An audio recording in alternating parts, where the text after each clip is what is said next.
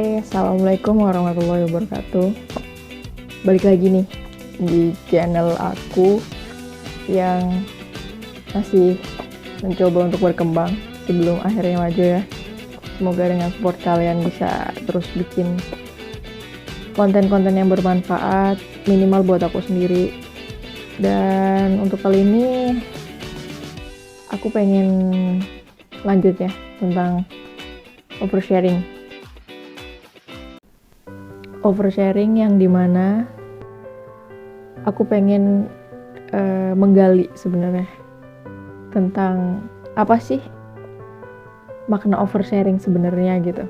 Karena yang aku pikirkan untuk membuat konsep tema ini tuh kayak kata over yang berlebihan dan sharing itu bercerita seakan-akan kayak sekedar hiperbola, itu aku nggak mau.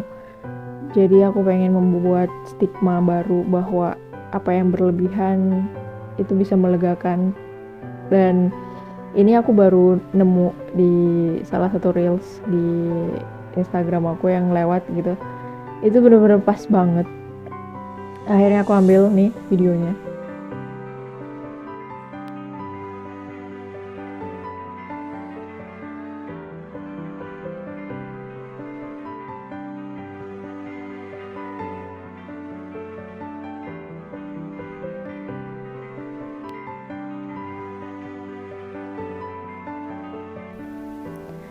Dan di situ tuh tulisan yang cukup jelas buat aku bahwa sekaligus disclaimer sendiri buat diri aku sendiri bahwa oh ternyata oversharing sebenarnya tuh begini, satu mekanisme pertahanan di mana diri aku sendiri yang terlalu cemas, stres, tiba-tiba gampang banget untuk cerita gitu. Ya di video itu dijelaskan bahwa kebahagiaan yang aku ceritain itu bukan terletak pada isi ceritanya. Jadi dari respon orang yang aku ceritain gitu, mendapat simpati dari mereka dan ingin ada orang di dekat kita yang mendengarkan, itu benar-benar ternyata itu berarti banget gitu buat orang-orang kayak aku ya.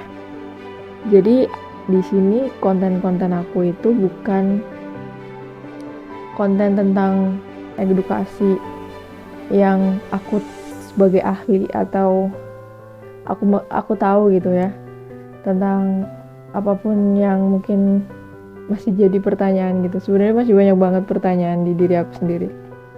Jadi konten yang aku bangun ini tuh hanya sekedar opini, lebih ke apa yang aku pelajari dan baru aku tahu, akhirnya aku share. Jadi aku menerapkan sistem di mana aku baca, aku rekam di otak aku pelajari, dan kalau memang udah bisa diterapkan, aku bakal mencoba buat menerapkannya. Lalu aku bagikan gitu. Jadi dulu ada satu guru mengajarkan bahwa apa yang kita baca, apa yang kita pelajari, itu kita serap baik-baik, terus kita terapkan di hidup kita. Kalau memang tidak sampai situ, jadi kalau misalkan sudah bermanfaat untuk diri kita, berarti harusnya bermanfaat untuk orang lain. Itu sih yang aku ambil dari salah satu guru yang mengatakan seperti itu. Dan di sini tuh bahas tentang oversharing pas banget seperti video yang tadi, bahwa terbuka secara berlebihan adalah coping mekanisme rasa cemas, stres, dan konflik di bawah alam sadar kita gitu. Jadi kayak oh tak ini loh kenapa sampai diriku tuh kayak kadang semuanya numpuk di kepala, terus akhirnya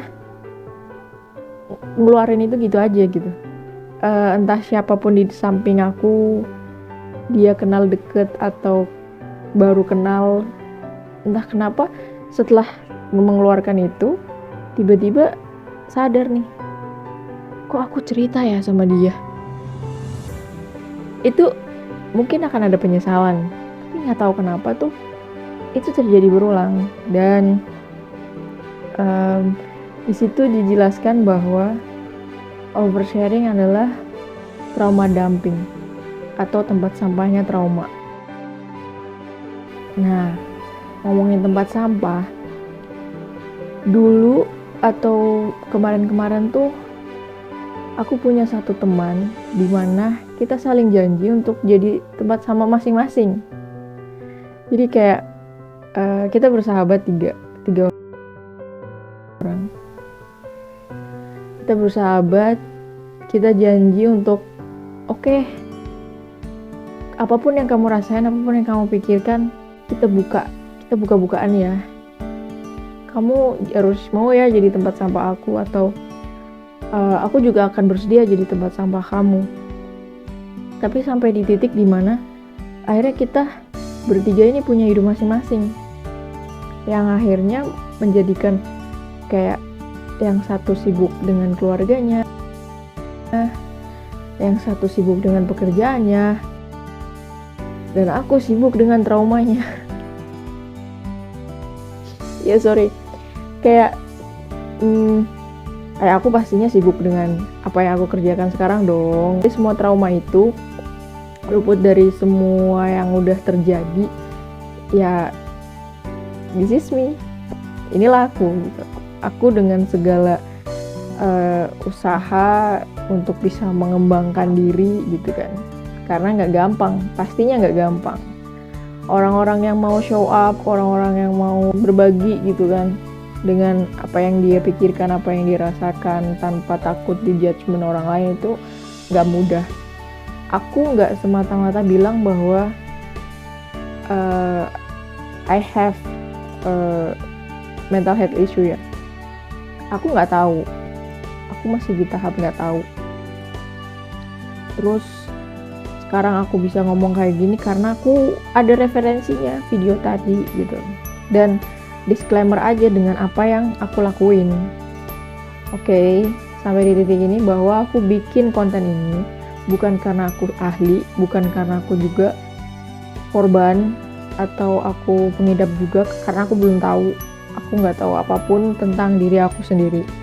Cuman sekedar berbagi bahwa mungkin yang udah kenal aku pasti akan berpikir bahwa oh, ternyata dia suka cerita gitu. Suka cerita berlebihan.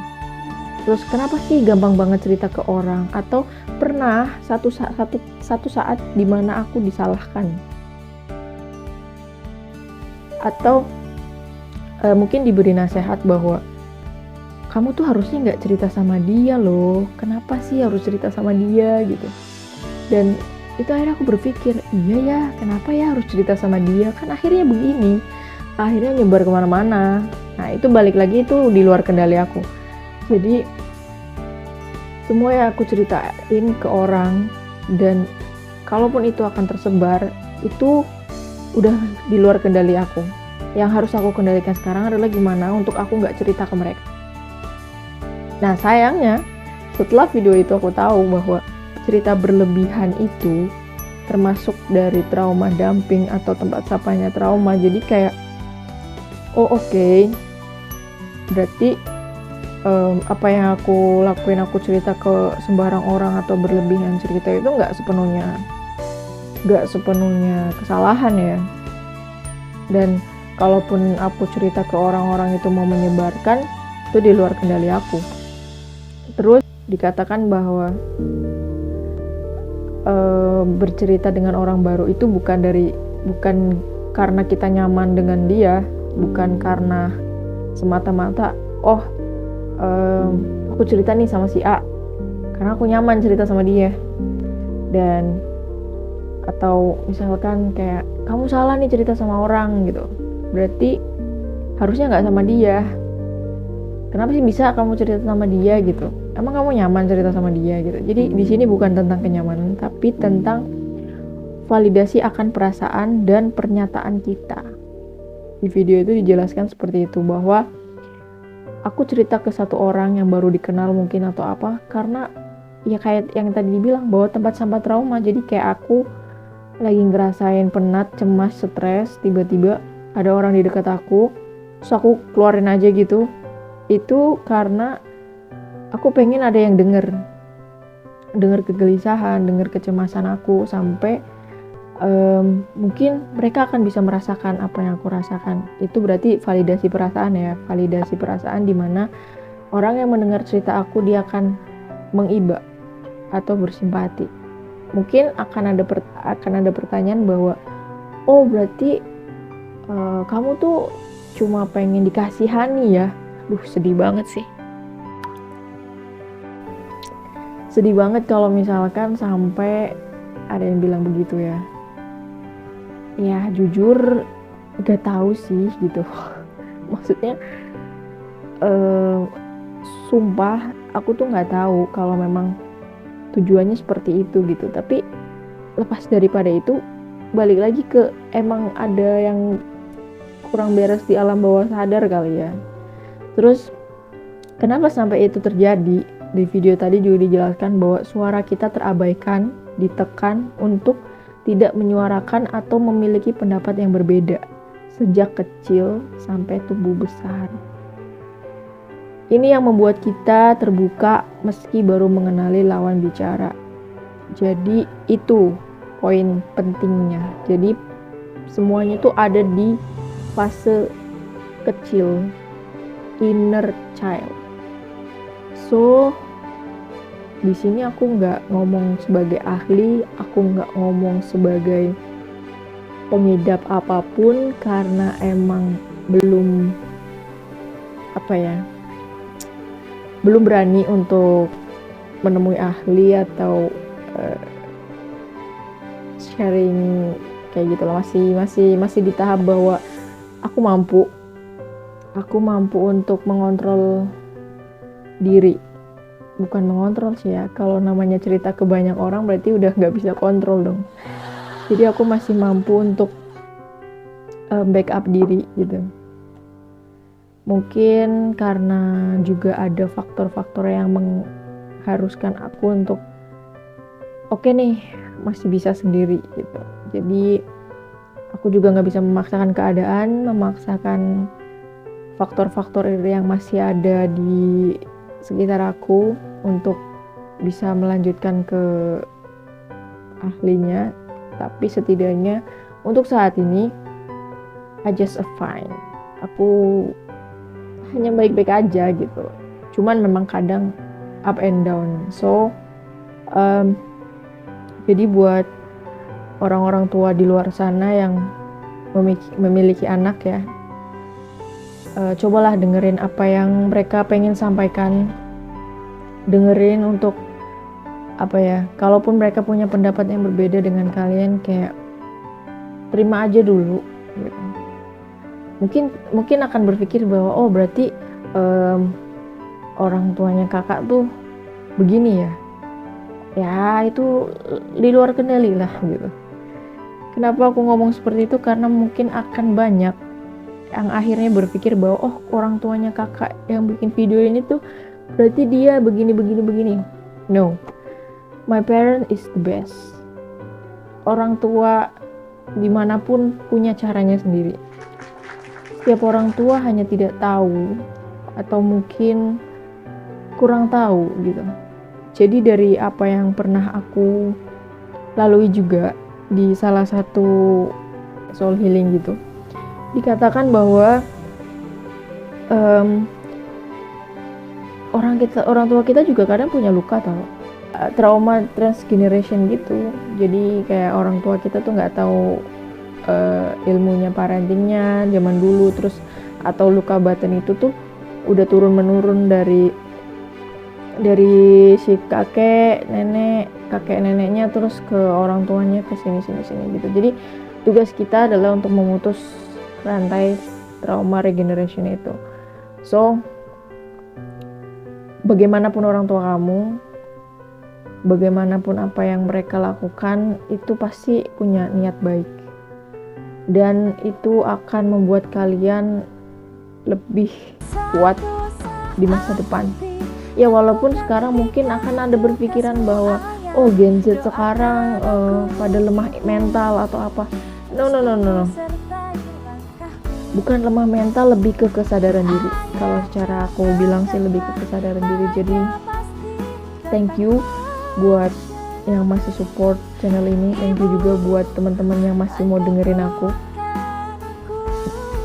Thank you so much buat kalian yang kadang, ini kenapa sih Mbak ini kok cerita mulu gitu. Thank you banget. Dan mungkin sekarang setelah tahu itu aku akan lebih kayak, oh oke, berarti aku lagi kayak gini terus harusnya sih nggak cerita sembarangan ya, tapi mungkin akan sekarang lebih bisa menyaring mana orang yang harusnya buat aku cerita, mana yang enggak. So gitu aja sih. Kayak cuma mau disclaimer aja ya dari apa yang aku tahu dari si materi di video itu tuh, kayak oke, berarti selama ini tuh aku begini ya, gitu sih. Luput daripada itu, aku masih punya banyak kesalahan, masih punya banyak kekurangan di channel ini. Jadi minta kritik sarannya, tulis di kolom komentar. Jangan lupa like, komen, subscribe ya buat bangun channel ini. Makasih banget buat kalian yang masih support. Makasih juga buat teman-teman di lingkungan kerja yang masih care. Dan pokoknya thank you so much buat semuanya. Selamat berbuka puasa kalau memang ditontonnya pas buka puasa, buat teman ngabuburit gitu. Terus kalau yang buat nonton pas sahur, semoga puasanya lancar. 10 hari terakhir di bulan Ramadan, semoga kita bisa memanfaatkan waktu sebaik-baiknya. Oke, cukup sampai sini aja dan semoga sehat selalu. Bye bye. Assalamualaikum warahmatullahi wabarakatuh.